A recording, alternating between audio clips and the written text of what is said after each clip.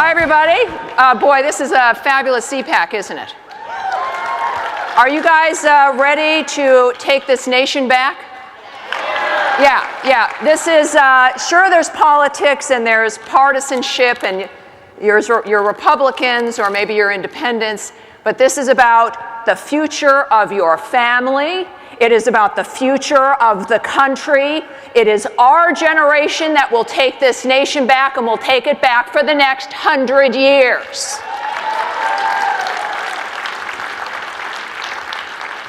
So our panel today, you hear all the time the left trying to divvy Americans up into one group against another, don't you? It's women against men, it's gays against straights, it's blacks against whites, it's dogs against cats, right? Well, this is a panel of all women. You will know these women. They're working in a variety of ways. Think tanks, political commentators, they're in the arena. They are the ones who make the difference. How many of you here are fighting for this country because of your mother? Yeah? How about for your sister? How about for yourself, right? Now, this is it. When our lives get better as women, everybody's lives get better, right? When the world wants reform, it turns to women, and there is a reason for that, because of our understanding of the quality of everyone's lives. How many of you have loved ones serving in the military? Yeah? Well, you know that you want a commander-in-chief who has a set of rules that allows your loved one to kill the enemy when they can, don't you? It's funny how it's been the boys who've been kind of infantilizing this nation. We know about babies, and we know how they grow up, and we know how they save freedom for the world. We understand about the economy, don't we? You want your children to live under their own roof for a long time, not in the back seat of your car, right? You know, if you want to take your child to the doctor, it's going to be a pediatrician. It's not going to be a community health care center that takes 3 months to get an appointment when you don't know what's wrong with your child. If the left and the liberals watching this program, probably would be helpful if I stood still for a second, are all excited because they see some weak men running the Republican Party, you had better put your seatbelt on for the conservative women who will take this country back.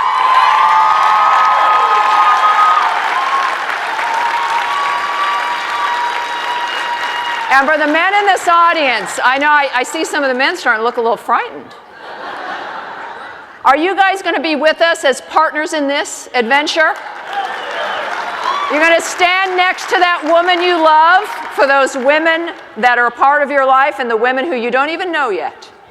But we're the ones who are going to do it. Let me introduce you now to this panel as an example of the kind of women who have been fighting for you, who are fighting for you now, and who will. And as they work through think tanks, deal with media and commentary, help shape public opinion, and enter the arena themselves.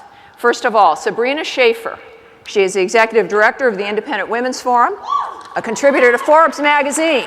You see her on Fox News all the time. Her background is in political behavior, public opinion research.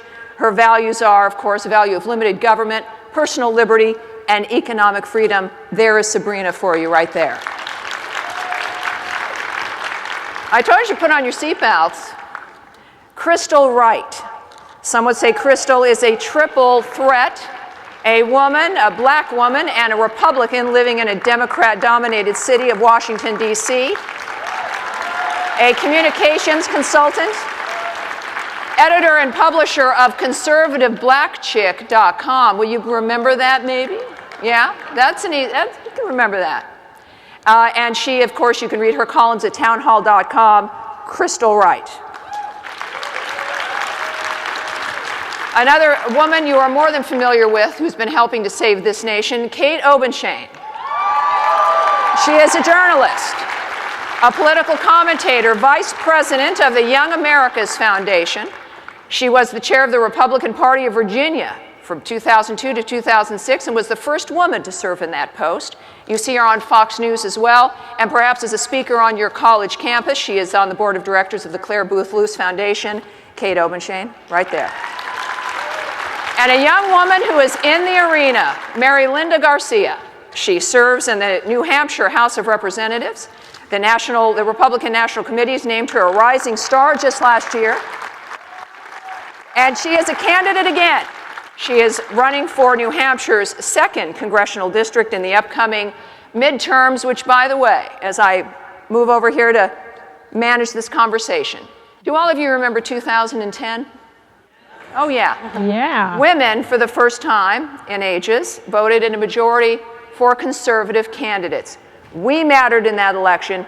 We took that election. We will take 2014 as well with the help of these women. That's right. Yeah.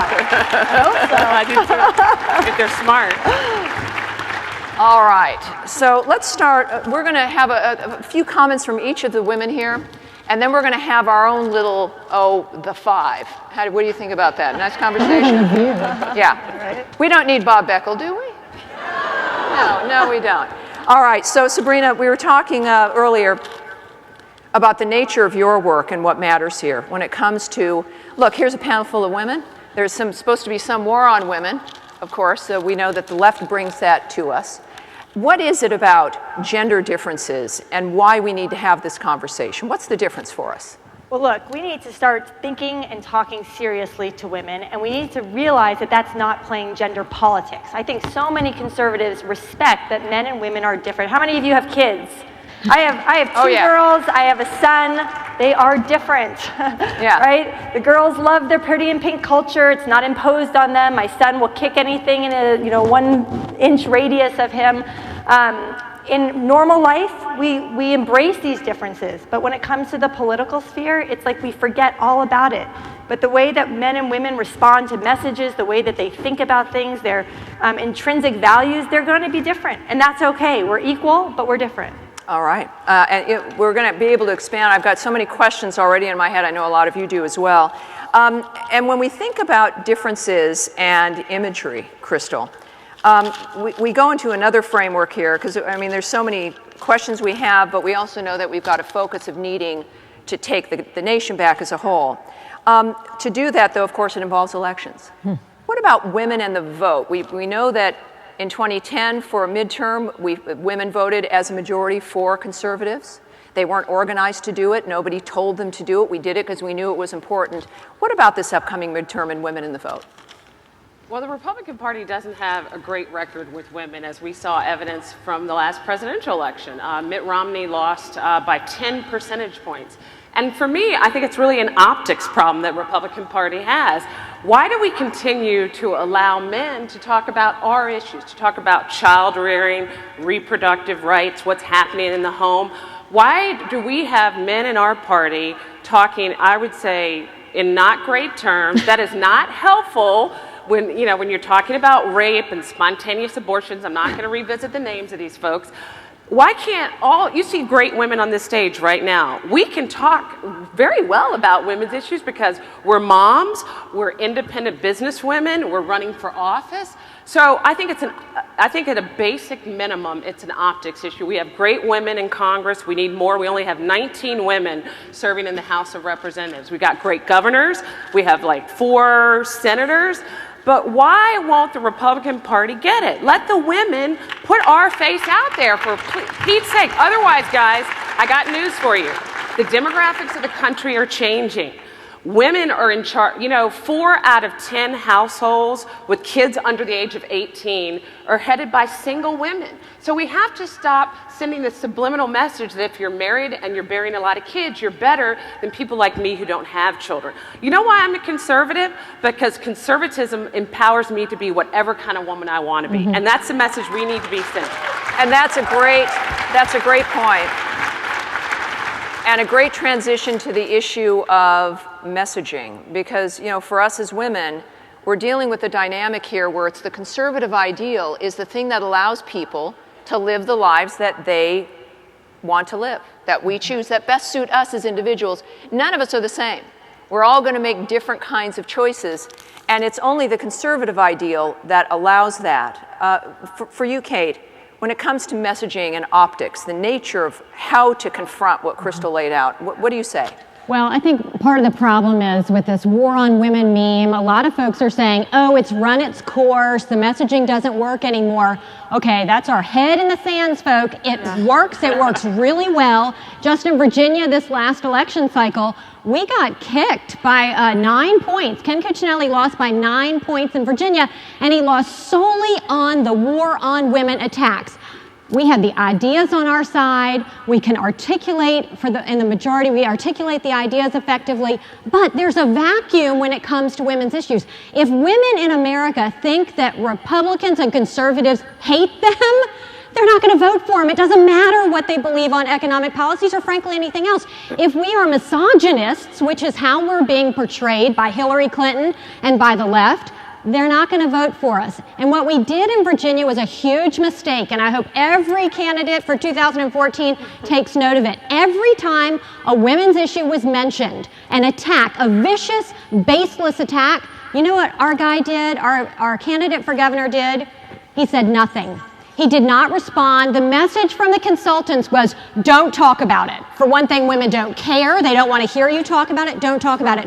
You have to respond when somebody hurls vicious invective at you. You have to say, Violence Against Women Act, prime example. If somebody says, Ken Cuccinelli or whoever it is opposed to the Violence Against Women Act, and then he comes back and starts talking about economic policy, that's just hanging out there. Wait a minute. He doesn't care about women being safe. What we need to do is come back and say, well, actually, I believe in genuine protection against violence to women. I don't believe in payoffs to the trial lawyers, which is what Violence Against Women Act is all about. And this is my proposal for effectively combating violence against women. Let's talk effectively, but don't leave the myth hanging out there. I think we all know that if you've been around CPAC, it's been at least 50% women. I mean, this has been, you see this audience in the hallways. Young people, have you seen the young people also? Look, the reason there is this attempt to cast Republicans in that way is because they know women matter. Right. They know you will vote for your family and for the economy. They know that you're not going out there thinking, oh, great, we can all smoke pot now. Too bad we're living in the backseat of our car, right? These are very basic things that speak to the future of what it is we're doing. All generations, whether it's about health care or the economy or anything else. And when it's interesting, because now we go to you, Marilinda, the nature of not only that men are running, but perhaps not even being advised by women. Right. But here you have, and we talk about the number of women in office, but you have an interesting story about, look, you're a young woman, you're a minority woman, and you ran, you've won, you're running again. How did that work for you? Sure. As a college student, I had my Republican values firmly intact. I believed in personal responsibility, individual liberty, freedom, opportunity, that our country's exceptional, all of those good things that I think resonate. All right, President, 2016. We got her right here. And my basic civic responsibility in my mind was to vote and then help elect candidates, get involved in campaigns for those who represent my values. So when I graduated from college, I thought, let me get involved in a midterm election. Who needs help? So my takeaway and what I try to do now is point out that someone at that point suggested to me, wait a minute, instead of helping on someone's campaign, why don't you run? And the thought had never crossed my mind before. And there's a lot of data, from the private sector to the public sector, that women, on average, are less likely than men to ask for a raise, to ask for a promotion and run for office. Men apparently are born thinking, I should be president. That's right. And women are busy doing whatever, all the important things they do, and then, again, follow into because they're passionate about an issue or whatever the case may be. So my story is, I ran, then through that, of course, I had the tools necessary, as so many, women and conservative women do. Mm-hmm. And I was able to apply those to policy and be effective in my community. So I'm now in my 4th term. I've been very involved now for going on 8 years. Excellent. And at this point, thank you. And what I found was that working on the reforms I've been able to actually achieve and continue to work on in my state, my federal representative is frankly, part of what is a very adversarial federal government that we're all familiar with. So I thought, you know what, now's the time to try to stop the obstacles from my state's development from being mandated down from Washington. So I decided to run for Congress against my first term liberal congresswoman. So Excellent. That's what I'm doing now. That's the midterms coming up. Now, thank you for all of that. We have, I think you've got a general sense here that these are women that you're familiar with. You can relate to them. This is not unusual. There's powerful women everywhere. The 2010 election really was, while the Tea Party was important in that, women were leading Tea Party, but more than that, it was that messaging from women to the rest of the country and to the rest of the women. Sabrina, let's open it up at this point now for a conversation, but let me put this out there. We know what the problem is, right, you guys? We know that there's some weird attempt by people that they think that these things can be controlled by polls, or somebody has a strategy, or there's some genius out there, the Einstein of politics, who's going to explain how to speak to women. But isn't it about that inherently we understand what those messages are? Sabrina, is that part of what your belief is? I think yes and no. I think that if you look at what's going on the left, we are out-researched, outnumbered, and outspent by groups like Emily's List, the American Association of University Women, the National Women's Law Center, Women's Voices, Women Vote. I mean, the list goes on. And the amount of resources they have, we are like a little pill bug compared to the big gorilla. Emily's List, to put it into perspective, raised $52 million in 2012, and they have invested not only resources, but over a decade of serious social science research into how to reach women. Now, I don't think you need to necessarily go to those lengths. I think, like you said, there's a lot that we can just guess at, right? But we're not really in the position to guess anymore. I think we are at a point where we need to figure out what actually moves women. I can tell you from research that the Independent Women's Forum has done on the debt research, on the Paycheck Fairness Act, and the war on women, on Obamacare. Men and women don't respond the same. They might want the same thing. Let me tell you about the debt research we did. When you talk to women about preserving Social Security, that's what gets them to want to cut back on spending, because they want that security. And isn't that's where we go as women, though, and for any of you to chime in here, that isn't it about that we already know about the economy? We've been handling the pocketbook. We know about safety for our families because it's our children who go to war. We worry about whether or not they're warm, whether or not there's enough money. You look at the paychecks now, or your bank account. Your health insurance has gone up. Will you be able to pay the rent? Isn't this what women already know? Yeah, they do, Tammy, but I think it goes back to what Kate said. We are not, I think back to the 2012 presidential election when President Obama was recruiting female celebrities. He was presenting the life of Julia and the life of government dependency as the panacea, the golden apple that all women want. And what did we do?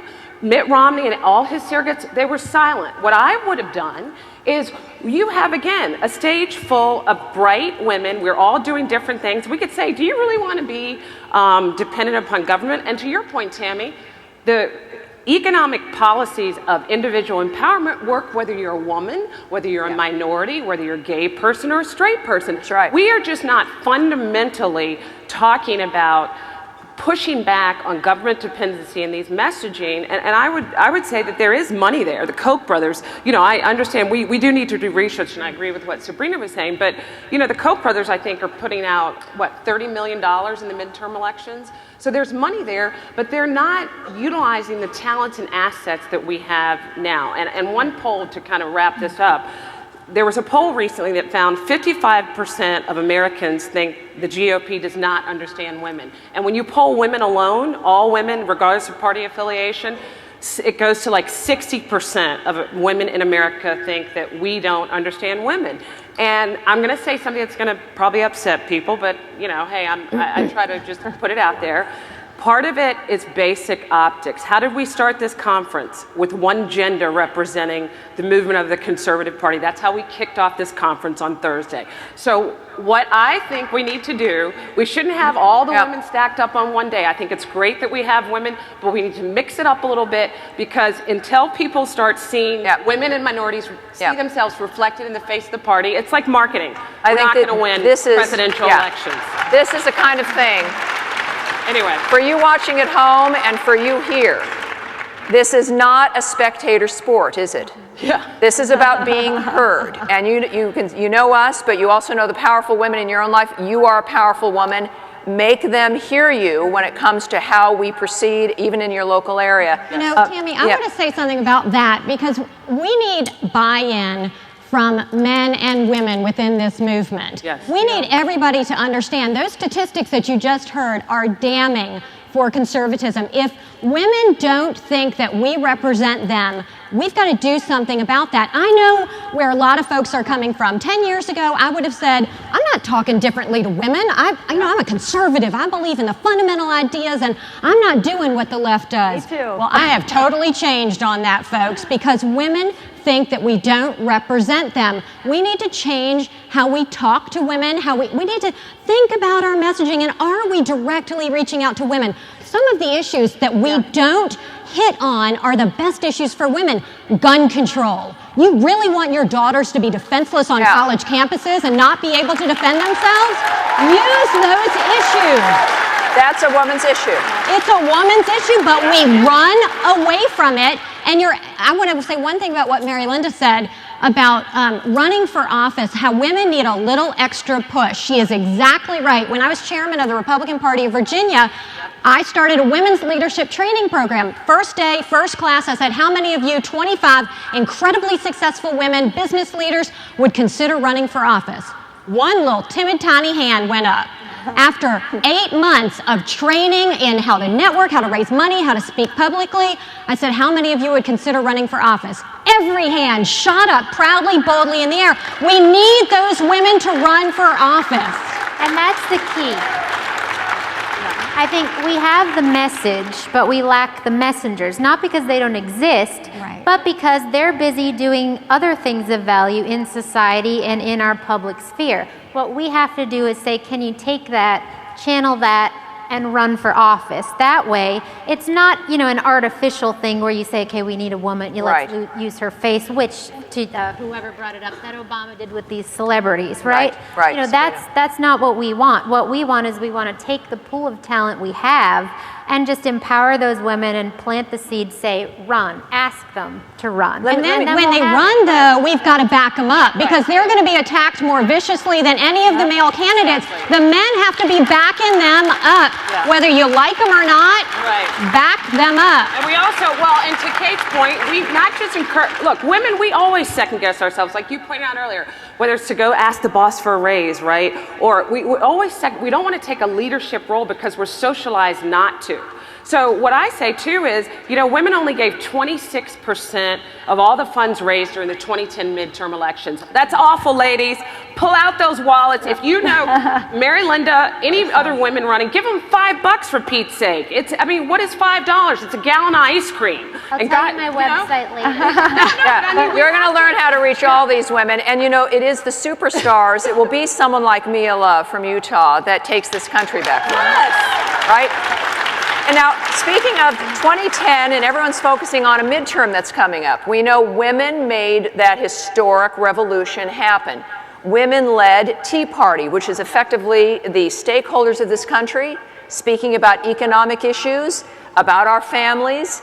How will that, or can it translate to 2014? Sabrina, it's a much more visceral kind of response than maybe polling can give us or strategy sessions can give us. But what about that point of view of women at the ground level, at the foundation, when it comes to what we understand instinctually? Well, I think you're right. Look, in 2010, it was the first time in 20 years that we saw the gender gap close. Yes. This scared Democrats, no doubt. But I think it's going back to the message, and it's going back to actually addressing these issues and not running away from them. Right. I remember right early on in the 2012 election when Governor Romney was presented with the question of the Lilly Ledbetter Fair Pay Act. He was unprepared. And guess what? I guess still today, 99% of Republican candidates are still unprepared to answer that question. They're unprepared to talk about the wage gap. They're uncomfortable because they think maybe there's a grain of truth to it. Guess what? There is a gap. It's not 77 cents to the dollar, but there is a gap. Does discrimination exist? Sure, some discrimination exists, but is that the overwhelming reason? Are women still a victim class that need constant government protection? No. And so we have to just start wrapping our minds around this, getting comfortable with it, and getting out there, whether you're a man or a woman, because we still have a lot of men in office. Isn't that the difference between, Crystal, the conservative message versus the liberal message? That the conservative point of view is things are difficult, women are required for reform, but we're not moving forward as victims, we're moving forward as conquerors, versus the liberal attitude of wanting big government to infantilize us and to take care of us. Isn't that the inherent difference between the two messages? That's exactly the message, and it's the same message Democrats employ with women that they do with blacks. Blacks are helpless. Right. Blacks can't advance unless we have government, nanny government, to carry us along the way. That's what we saw with Julia. So the way to combat that, though, you know, the life of Julia should be insulting to any woman. Why didn't Mitt Romney just say that? Or have, you know, again, his surrogates. Why didn't we see more women out there for him saying, I'm insulted that he thinks that I can relate, Democrats and President Obama think that I can relate to Julia. Julia never had a man in her life. She had a baby out of wedlock, and this is where we win with blacks and women. We talk about the value of marriage. It's not to say that sometimes divorce happens, you're widowed. But let me give you, and we need to talk about the benefits of intact families, especially when it comes to minority women. Yep. But let me give you a real quick stat, which is, I mean, what we know is that, and I think it's Heritage that did some research around this, or maybe it was Brookings, but you know, if you are born, the power of marriage to give children the foothold in this world, it's just irreplaceable, because two parents are going to make sure the child does the homework, likely graduates from high school, and we know all the advantages to that. When a woman has a baby out of wedlock, she will never earn as much as a woman who was married and widowed or divorced, okay? So why aren't we, that's our platform, right? We are for the family. So we should talk about these issues in a compassionate way. Education helps young single moms get their kids out of failing schools. Who is about educational empowerment, school choice and vouchers? And right now, President Obama's Justice Department is trying to kill the voucher program in Louisiana. See, and this is the connection as conservatives, that we want personal freedom, financial freedom, and that these are the kinds of connections that make that possible. Yes. And I want to follow up on that with you, Kate, in the sense of, when we talk about these things that are relevant to every woman, regardless of party, regardless of complexion, sexual orientation even, whoever you are, these things matter. Right. What do we do? And both of you, of course, you're in the arena. What makes the difference? Is it women who are advising candidates? Is it, besides women running, what would make a difference for the man or the woman? And by the way, it's not just any woman for the president, right? It's the right woman, and I mean to. Amen. Amen to that. This is about, you know, the right woman who understands about economic freedom and not dependency. How do we break free from this problem that's been very well articulated here? Well, I think you make a great point, and it's a caveat that we're not up here saying, oh, we just need to get any women faces up there on the stage and on the screen. We're talking about principled, conservative women who carry forth a message. But I think one thing that I've been talking a lot about defending ourselves and articulating a positive message, a freedom message for women, explaining to them we think of them as more than the sum of their body parts. But actually, frankly, this is one of my favorite things to do. I think we need to go on offense. We need to attack, because women are at an all-time high for poverty rates right now. We need to point out the destruction of the leftist policies on the family, but on women in particular. And you know, a lot of times we conservatives sound really insensitive to single women. Divorced women, heaven forbid, I'm one of them, and sometimes they can be a little rough. But we need to point out the fact that their economic circumstances are being decimated by Barack Obama, and he's intentionally doing that. Their educational opportunities are being eviscerated, all-time high poverty rate for single women, lack of opportunity for getting a job because businesses are not hiring because of all of the regulations and the taxes. Let's talk about how this impacts individual women, and for Pete's sake, let's go on offense. But you bet, Tammy, we have got to be advising our male candidates how to talk about these things. We cannot have any stupid comments this year, okay? No stupid comments.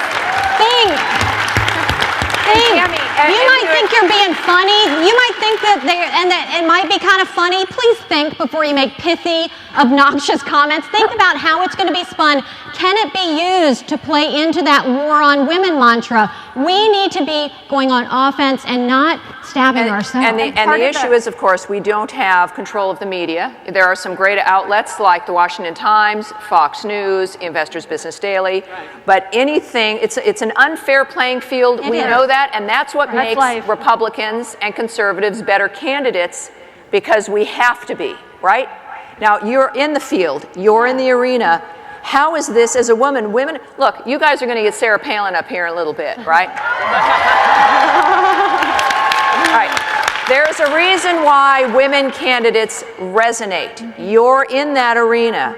How do you, and you are as a result a role model. You're not a bureaucrat. How does this translate when it comes to your power? Look, this is about power, ladies, right? This is about power and how we want to exercise it.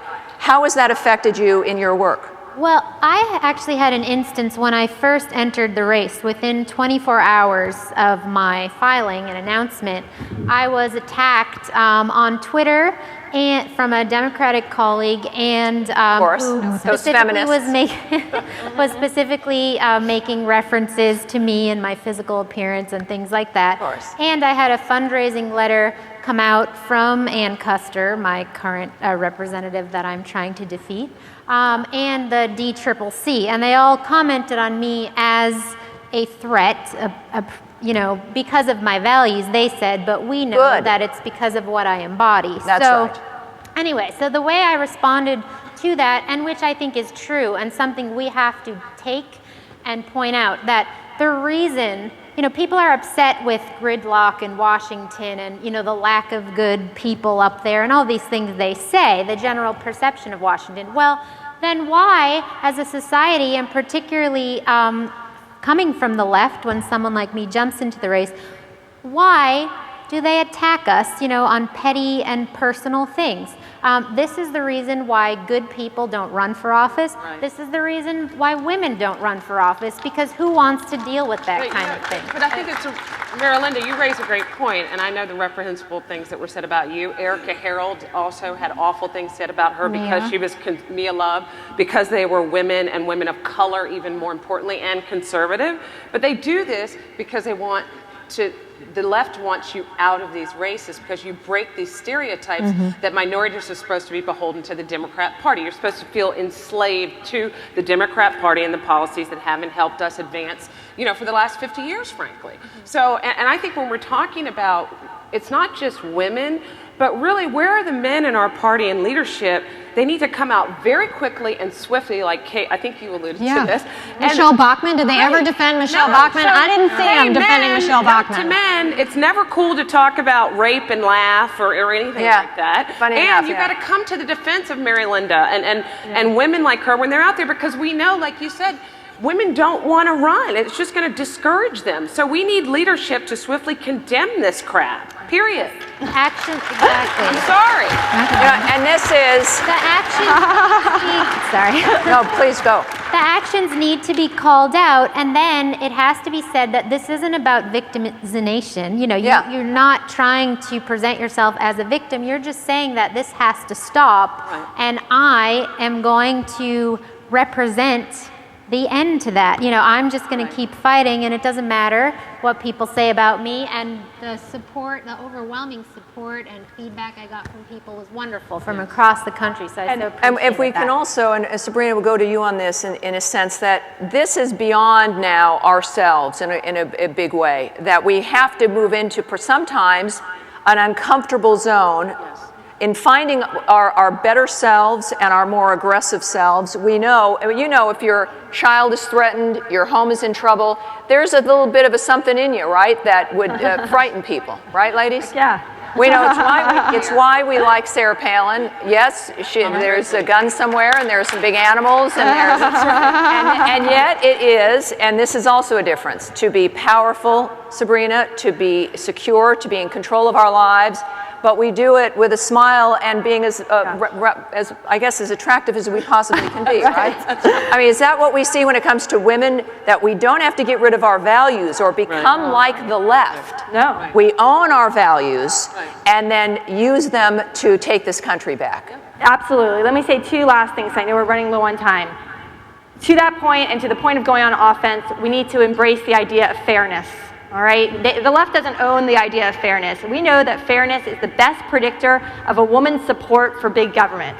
The best predictor, more than her gender, more than age, more than any other demographic variable, her perception of fairness as equal opportunity versus equal outcome is the best predictor if she will support laws like the Paycheck Fairness Act. We have to turn the conversation around and talk about fairness.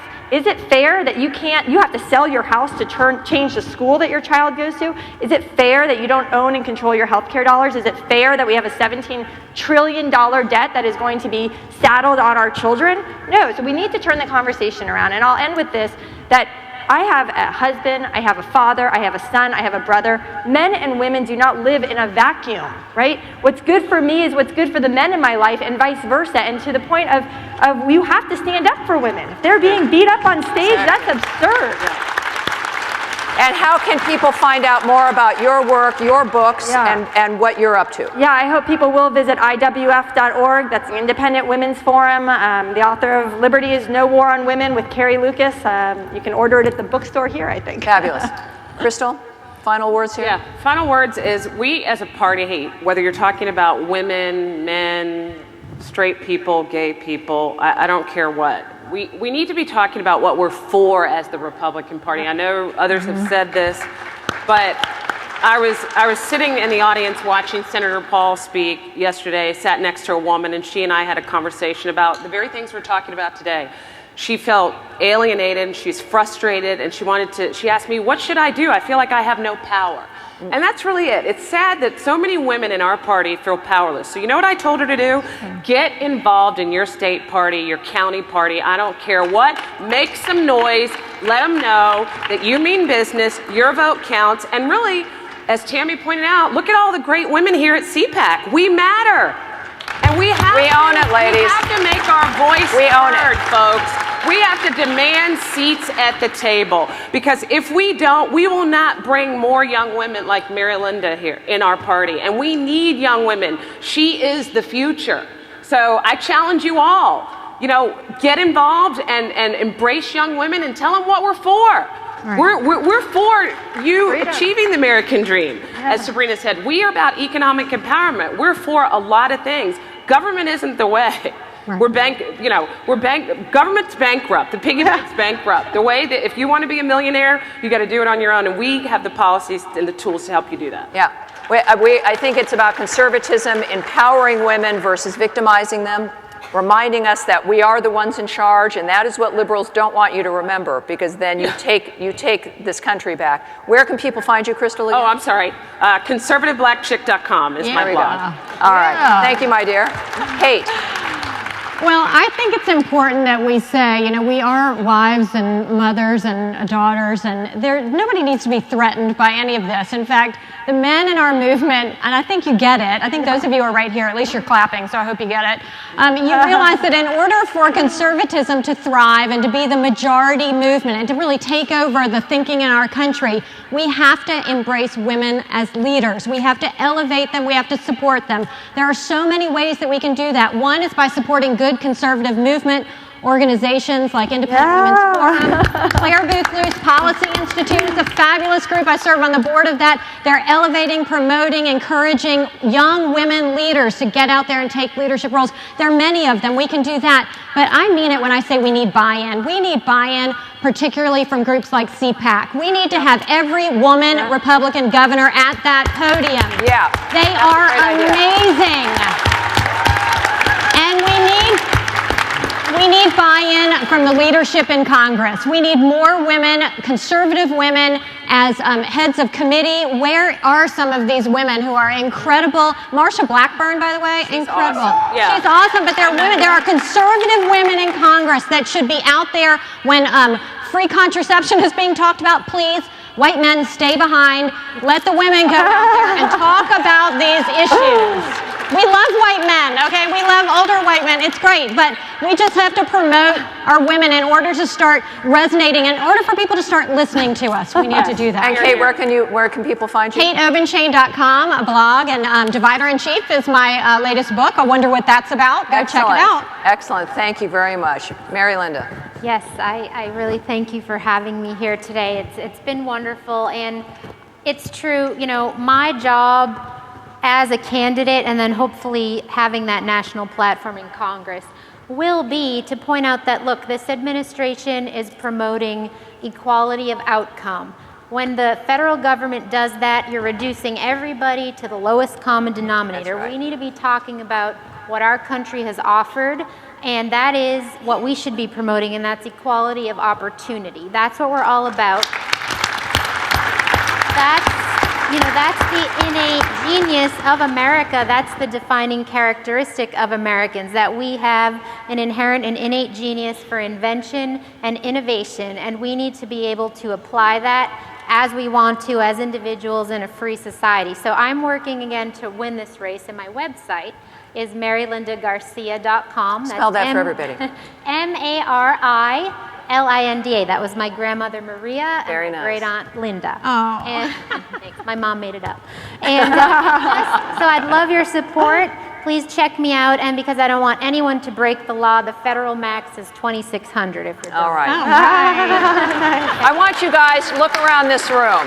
You guys are going to be looking up at the stage for the rest of the night. Look around at your fellow conservatives. Some of you are maybe not even Republicans, right? Maybe you're independents, right? Right. Bottom line is, it is usually crowds about this size that take nations back and that create revolutions. Our founding fathers created a dynamic where we're able to have our revolutions quietly in the polling place. It is up to you personally and how you view yourselves, but remembering that when people want reform and nations want reform, they turn to women and they turn to us, because we do know what drives the foundation of society, which is family, is loved ones, it is love, but also being willing to do whatever it takes to make sure that the next day is one that you own and that is safe for everyone you love. That's what the conservative ideal is: individual freedom, financial freedom, so that we as Americans can look to the future as something that we will design and no one else. My thanks to every one of these great women and to you. Thanks, you guys. Thank you.